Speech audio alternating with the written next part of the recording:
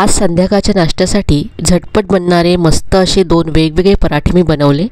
यासाठी मी दुपारीच 2 बटाटे शिजत ठेवले होते। थंड झाल्यानंतर सोलून किसून बाजूला ठेवून द्यायचेत। पीठ मळून घेतलं, 2 कप गव्हाचं पीठ घेतलं, यामध्ये चवीप्रमाणे मीठ घातलं, 1 चमचा तेल घातलं आणि पाणी घालून हे पीठ मळून घेतलं। नेहमीचं आपलं चपातीचं पीठ असतं त्याप्रमाणेच हे मळून घ्यायचं आहे। घरी जर मळलेलं पीठ असेल तर तुम्ही तेच इथे वापरलं तर अगदी झटपट तुमचे हे पराठे तयार होतील। झाकून हे पीठ 10 मिनिटं बाजूला ठेवून दिले म्हणजे पीठ सेट होईल। तोपर्यंत इथे स्टफिंग तयार करते। इथे मी 2 मध्यम आकाराचे कांदे असे उभे चिरून घेतलेत, अगदी पातळ चिरून घ्यायचेत आणि याच्या सगळ्या पाकळ्या अशा मोकळ्या करून घ्यायच्यात। यानंतर यामध्ये किसलेलं आलं आणि लसूण घातलंय, बारीक चिरलेली हिरवी मिरची घातली, यानंतर अर्धा चमचा ओवा हातावरती कुस्करून घातला, चवीप्रमाणे लाल तिखट घातलंय। इथे हिरवी मिरची सुद्धा घातली त्यामुळे तिखट चवीप्रमाणे कमी जास्त करा। चवीप्रमाणे मीठ घातलं, अर्धा चमचा धनेजिरे पूड घातली, पाव चमचा गरम मसाला घातला, अर्धा चमचा इथे चाट मसाला घातला, यानंतर 1 चमचा कसुरी मेथी घातली, यानंतर इथे किसून ठेवलेले बटाटे घातले, बारीक चिरलेली कोथिंबीर घालायची आहे आणि हे सगळं आता मिक्स करून घ्यायचं आहे। अगदी मस्त चटपटीत असं हे स्टफिंग आपलं तयार झालंय। तर इथे लक्षात ठेवा, बटाटे तुम्हाला थंड करून घ्यायचे आहेत आणि मग किसून घालायचे आहेत। गरम असतील तर जास्त मॉइश्चर असतं आणि मग आपलं स्टफिंग ओलसर होईल। पीठ इथे 10 मिनिटांनंतर छान सेट झालंय। पुन्हा एकदा मळून घेतलं आणि यातला एक गोळा घेतलाय। आता हा गोळा सुक्या पिठामध्ये घोळवून घ्यायचा आहे आणि याची पातळ अशी पोळी लाटून घ्यायची आहे। आता तयार केलेलं स्टफिंग यावरती सगळीकडे एकसारखं असं पसरवून घ्यायचं आहे। तर असा पराठा अजिबात फुटत नाही।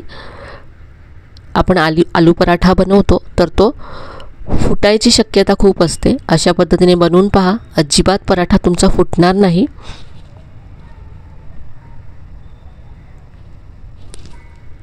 कोणीही बनवू शकेल असा हा पराठा आहे।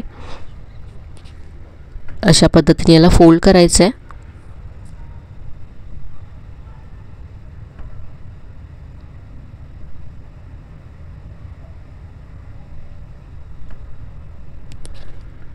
यावरती थोडीशी कलोंजी आणि बारीक चिरलेली कोथिंबीर पसरवून घ्यायची आहे। कलोंजी नसेल तर तुम्ही इथे सफेद तीळ सुद्धा पसरवू शकता। थोडंसं लाटून घेऊया म्हणजे हे चिटकेल।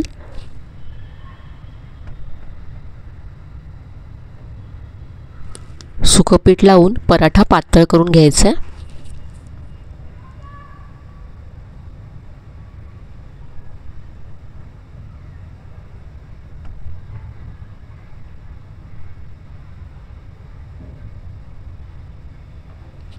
पराठा हा जाड वाटत असला तरी प्रत्येक लेअरमध्ये स्टफिंग आहे त्यामुळे खूप चवदार होतो हा पराठा। तर इथे पहा, मी तवा गरम करत ठेवला आहे, यावरती थोडंसं तेल पसरवून घेतलं आहे आणि हा पराठा यावरती घालायचा आहे। दोन्ही बाजूने मस्त खरपूस असा पराठा हा भाजून घेतला आहे।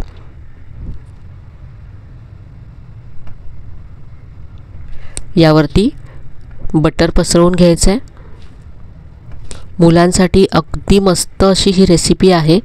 एकदा बनवून दिलं तर पुन्हा पुन्हा बनवायला सांगतील, इतका छान हा पराठा लागतो। बटाटे जर आधी शिजवून ठेवले असतील तर अगदी झटपट हा पराठा तयार होईल। काढून घेऊया आणि यानंतर मी तुम्हाला चिली गार्लिक चीज पराठा दाखवणार आहे। जर बटाटे शिजवलेले नसतील तर हा पराठा तुम्ही अगदी झटपट तयार करू शकता आणि मुलांचा अगदी फेवरेट आहे। तर इथे मी पुन्हा एक पोळी लाटून घेतली आहे, यावरती बटर पसरवून घ्यायचं आहे। यावरती किसलेली लसूण पसरवून घेतली आहे, हिरवी मिरची,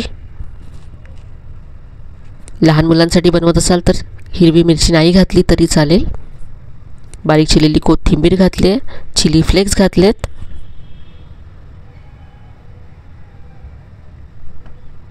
यावरती चीज किसून घालायचं आहे।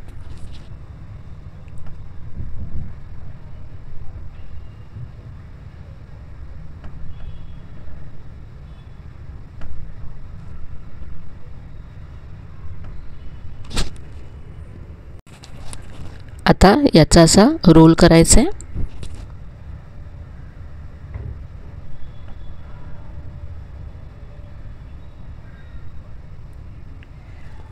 हा रोल असा मधून कट करायचा आहे.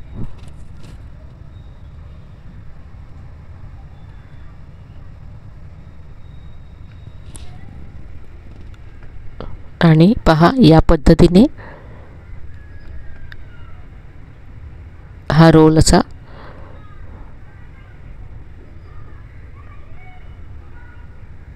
आता आपल्याला याचा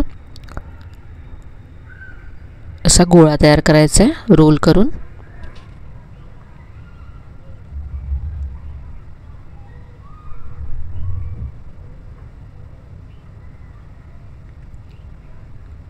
वरून पुन्हा थोडेसे चिली फ्लेक्स पसरवून घेते आणि याचा आता आपण हा पराठा लाटून घेऊया.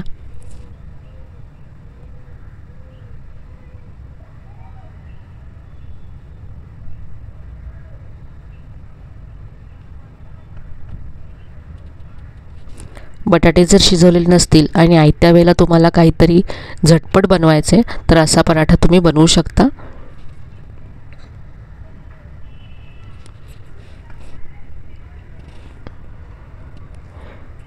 यावरती मी कोथिंबीर लसूण पसरवून घेतली. त्याबरोबरच तुमच्याकडे जर कांद्याची पात असेल तर ती सुद्धा तुम्ही इथे थोडीशी घालू शकता. पराठा इथे लाटून झाला आहे. पहा दिसायला किती मस्त दिसतोय. आता आपण भाजून घेऊया.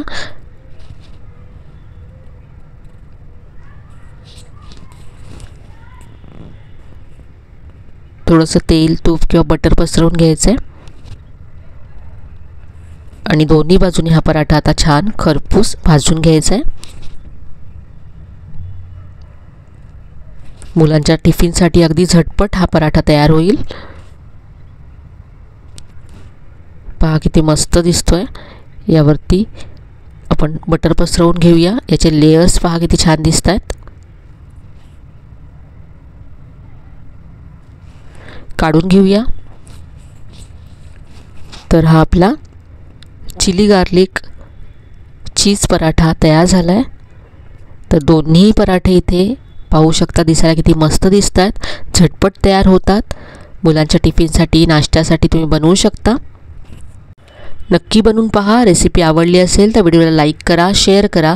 चॅनलला अजून सबस्क्राईब केलं नसेल तर नक्की सबस्क्राईब करा. चला तर मग पुन्हा भेटूया अशा छान छान आणि नवीन नवीन रेसिपीसह. तोपर्यंत धन्यवाद.